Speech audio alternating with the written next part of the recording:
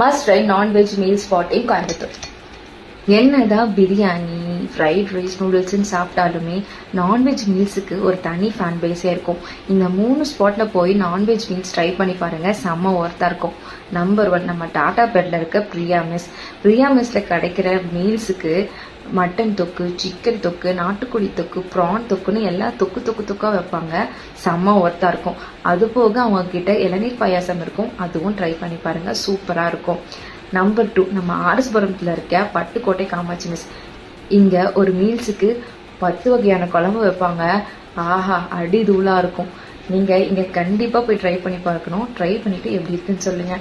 Last but not the least, இது எல்லாருக்குமே தெரிஞ்ச ஸ்பாட் ஹரிபவன் தான் சொல்ல போறேன்.